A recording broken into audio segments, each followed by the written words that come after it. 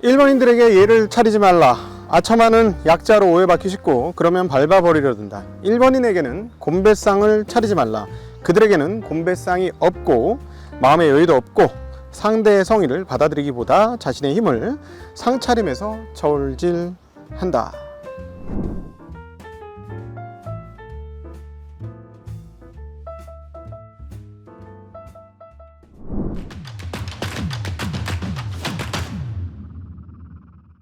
증시각도이TV 20만 기념 독일 책방, 여러분들과 함께 할 책은 소설가 박경리 선생님의 1번 산고입니다. 소설가 박경리 선생님은 1926년생으로 일제시대를 그 몸으로 그대로 떠안으면서 살아왔던 작가입니다. 그래서 그는 이렇게 얘기하죠. 반 일본인은 아니지만 나는 반일 작가다. 일본인들이 와도 그렇게 단호하게 이야기를 하죠. 그러면서 그의 일본에 대한 평가는 매우 혹독합니다. 일본인들은 괴기스럽고 그리고 겁이 많은 그런 민족이다, 이렇게 이야기를 하죠. 그런 얘기를 하면 일본인들이 깜짝 놀랐는데 일본인들 앞에서 서슴없이 그런 이야기를 하는 분이셨습니다. 그리고 이 책 일본 상고도 방금 전에 말씀드렸던 이 결에 따라서 쓰여진 책이고, 정말 그 필체의 거칠기가 이루 말할 수 없는 거침을 가지고 있는 그런 책이기도 합니다. 그럼에도 불구하고 저는 책을 덮고 나서 박경리 선생님의 의견에 동조하지 아니할 수가 없었습니다. 제가 그동안 10년을 넘게 일본에 대한 고민을 하면서 느껴왔던 것들이 책 속에 오롯이 담겨 있었기 때문입니다. 저는 고등학교 때 일본에서 가장 히트를 쳤다는 책이 있어서 한번 잡아보았습니다. 바로 혹시 읽으신 분도 있으실 텐데요. 우동 한 그릇이라는 책이었는데요. 내용은 이렇습니다.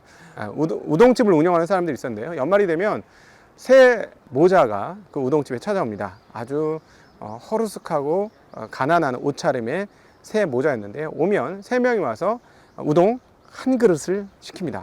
우동 한 그릇을 시키고 3그릇을 시켜도 되냐라고 얘기를 하죠.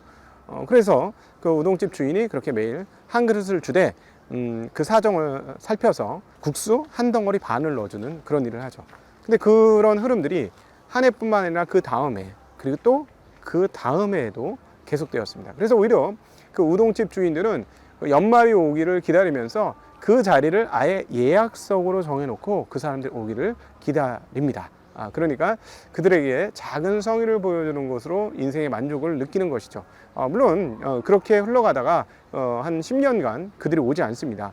그럼에도 불구하고 그 우동집 주인은 그 자리를 계속 똑같이 유지하죠. 그러고 나서 10년 후에 다시 새 모녀가 장성한 상태에서 돌아오게 됩니다. 그리고 성장하게 되어서 돌아오고 나서 그때는 우동 3그릇을 시킨다는 그러한 이야기입니다. 여러분 어떠셨습니까? 일본에서 최고로 히트쳤던 책 중에 하나죠. 저는 고등학교 시절 이 책을 덮으면서 그래, 좋은 이야기네, 그래, 좋은 이야기야. 근데 이게 책으로 나왔어? 이게 문학이야? 라는 생각이 들었습니다.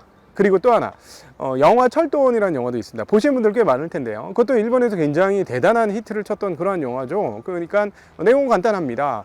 철도원이 자기 일에 열심히 복무합니다. 시골에 아주 눈이 많이 쌓이는 시골 촌구석에 한 량짜리 기차가 오는 그런 곳인데, 자기 일에 열심히 하다가 아주 어렵게 가진 딸아이가 있었는데, 그 딸아이가 갑자기 아팠어요. 근데 그 딸아이가 아픔에도 불구하고 그 역에는 자기밖에 일할 사람이 없었기 때문에 그 일을 하고 아내와 함께 아이를 보냈는데 그 아이가 그냥 죽어버리고 맙니다.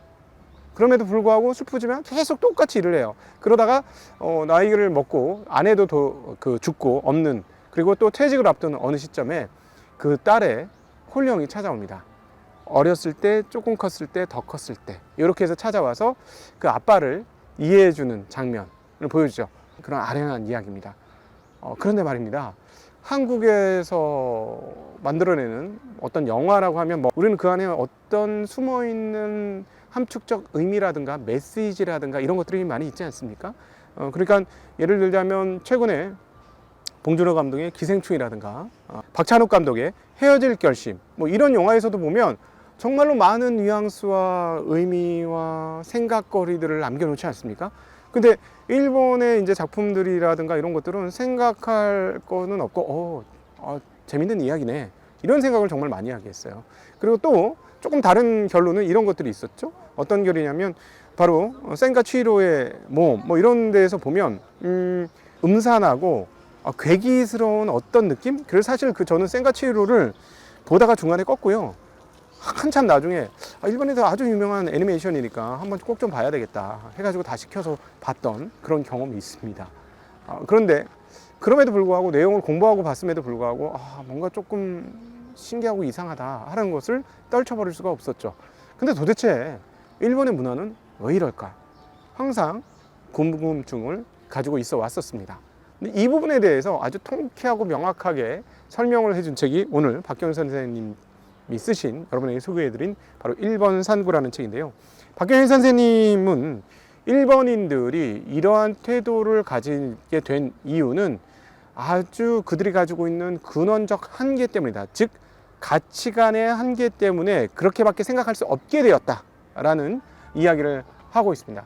그런데 왜 그들의 세계관이 그렇게 규정되어졌느냐? 그것은 말도 안 되는 신화를 만들어냈고 그것을 계속해서 끌어왔기 때문이다 라는 것이죠. 바로 그 핵심에는 천황이 있습니다. 그리고 그 핵심에는 신도가 있고, 그리고 거기에는 인간으로서의 신, 그리고 영원전부터 이어져 왔다는 만세일계의 일본 천황의 정통성이 자리 잡고 있습니다. 그러니까 일본은 모든 존재들이 천황을 위해서 존재하는 거예요. 다른 그 어떤 것은 필요 없고 천황을 위해서 다 존재하게 되는 것이고, 현대에 와서까지도 이것들을 훨씬 더 구체화하면서 조직화하죠. 그것이 바로 일본의 문화입니다. 바로 이 문화로 인해서 일본인들은 어디 옴짝달싹 할 수 없는 것이죠. 왜냐하면 그들이 모시는 신 안에 갇혀 있기 때문입니다. 천황이 신이고 현존하는 신이 인간이 된 그러한 존재고, 그리고 그것을 따르는 것이 우리 인생의 삶의 이유이기 때문에 그 안에서 옴짝달싹 못하고 밖으로 나올 수가 없는 그러한 존재가 된 것이죠. 저는 이 부분들을 이 책을 읽으면서 새롭게 보았던 일본의 국가 가사를 보면서 다시 한번 깜짝 놀라면서 깨달았습니다. 일본의 국가 가사를 한번 읽어드리도록 하겠습니다. 군주의 치세는 1000대에서 8000대까지, 작은 조약돌이 큰 바위가 되어 이끼가 낄 때까지. 이 부분에 대해서 AI에게 한번 한글로 해석해줘, 일본 국가를, 이렇게 했더니 조금 더 구체적으로 AI는 이렇게 해석을 해주더군요. 천황폐하는 만세일계로 반석 위에 서서 이끄시니 푸른 이끼 낀 그 반석 위에 천추만세 계실 것이네. 여러분, 우리나라 애국가하고 한번 비교해 볼까요? 이 아름다운 국토를 우리에게 주었으니 우리는 이 국토를 아름답게 천년만년 이어가자, 이런 내용이죠. 그리고 우리는 하늘의 도우심을 받고 있는 그런 땅이다. 그리고 우리의 정성은 동해물과 백두산이 마르고 닳도록 갈 것이고, 그 정성은 하늘에서부터 내려온다. 뭐 이런 개념이에요. 그러니까 우리 한국의 애국가는 굉장히 어떤 지구적 어떤 그 사슬 속에 있지 않습니까? 그런데 다시 한번 말씀드려 볼까요? 말씀드렸듯이 모든 존재가 천황을 위해 있는 그런 구조가 되죠. 자, 그러니까 박경윤 선생님은 이런 문화 속에서 일본에는 어떤 문화가 꽃을 피냐면 괴기스러움과 외설과 센티멘탈이 넘치는 그런 문화로 바뀌었다라고 얘기하는 것이죠. 그러면서 우리가 익히 알고 있는 영화로 표현된 소설을 꺼내 듭니다. 바로 라쇼몽이라는 소설이죠. 라쇼몽 보신 분들은 아시겠지만 그것도 굉장히 내용이 굉장히 좀 이상해요. 그리고 그것보다 더 이상한 소설은 동일 작가가 쓴 지옥변이라는 소설입니다.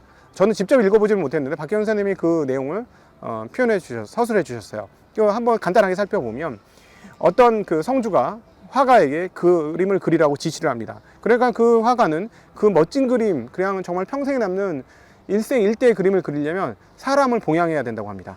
그러니까 성주가 어떻게 했을까요? 성주가 그 자기의 종으로 있는 화가의 딸을 봉양합니다. 그래서 그 화가의 딸이 불에 타 죽어요. 그것을 본 화가가 미친 듯이 그림을 그려서 지옥도를 완성을 멋지게 해냅니다. 그리고 나서 그 화가는 어떻게 했을까요? 나무에 목을 매 자살합니다. 네, 박경윤 선생님은 이 글을 쓰면서 끊임없이 지성인으로서 어떤 바이어스를 가지지 않으려고 노력을 했습니다. 그럼에도 불구하고 뭐 바이어스도 있겠죠. 그리고 일본인들에게 젊은 시절 당했던 한스러움도 분명히 있을 겁니다. 그런 한스러움들은 분명히 토지라는 소설을 통해서 표현이 되었던 부분일 것이고요. 그럼에도 불구하고 저는 박경현 선생님이 쓰신 이 내용들을 보면서 좀 더 이해가 된다, 이런 생각을 많이 했고요. 또 하나, 이런 문화가 형성된 중요한 이유는 무엇인가 라고 생각을 해보면 바로 거기에는 칼이 있기 때문이다 라고 생각합니다. 일본은 번체제로 구분이 된 봉건사회였고, 그 번체제에서 가장 높은 신분을 차지하고 있는 것은 바로 그 성주와 무사였습니다. 사무라이들이 가장 힘이 센 세력이었죠. 그리고 사무라이의 권력은 정말 엄청났습니다. 그래서 이 사무라이들이 어떻게 하느냐에 따라서 패권이 발리고 그렇게 되었죠. 그래서 끊임없이 또 전쟁을 하기도 했고요. 그런데 일반인들조차도 이 칼 아래에 있었습니다. 성주나 그 사무라이들에게 자신의 의사를 잘못 표현하거나 이랬으면 어떻게 됐을까요? 그냥 무사히 넘어갔을까요? 정말 말을 듣지 않으면 언제 어디서 어떤 일을 어떻게 당할지 모르겠구나 라는 생각을 정말 많이 했습니다. 그만큼 권력의 차이가 극심했고, 칼이 그렇게 무소불위한 강력하고도 무서운 권력의 상징이었고, 실제로 칼이 휘둘러지면서 행해졌다는 것이죠. 그러니까 사람의 목숨이 아무것도 아닌 것처럼 여겨질 수 있는 문화, 그 문화 속에서 일반인들이 생존하기 위해서는 어떻게 해야 되죠? 윗사람의 말을 그대로 들어야 됩니다. 그대로 순종해야 하는 것이죠. 이것이 만세일계 현인신 신국이라는 개념과 합쳐지면서 일본인들의 세계관을 고정적으로 규정해 버렸다는 것이죠. 그러면서 박경희 작가는 이렇게도 표현합니다. 개화 시기에 일본의 문인들이 엄청나게 많이 자살을 했다. 왜 자살을 했느냐라고 하면서 이렇게 언급을 하죠. 항상 그 안에 갇혀서 살 때는 몰랐었는데 개화를 하고 세계를 알게 되고 세계의 문화를 알게 되니 자신이 표현할 수 있는 것들의 한계가 생겼다는 걸 느꼈고, 그리고 무언가를 표현하고 싶지만 그 테두리가 갖춰진 이 상황 속에서 작가들, 문학가들이 엄청난 고민을 하다가 결국은 스스로 생을 마감하는 그런 결과로 간 것 아니냐라는 분석을 하고 있습니다. 그런 측면에서 보면 일본인들은 자기 세계가 세상의 전부라고 생각하는 경향성이 있습니다. 그래서 앞서 모두에서 곤배상을 차리지 마라, 예의를 갖추지 마라 라고 했던 것은 자기네가 세계의 최고라고 생각하기 때문에 잘 대해주면 최고라고 생각하고, 그렇지 않으면 다른 사람을 무시하게 되는 것이죠.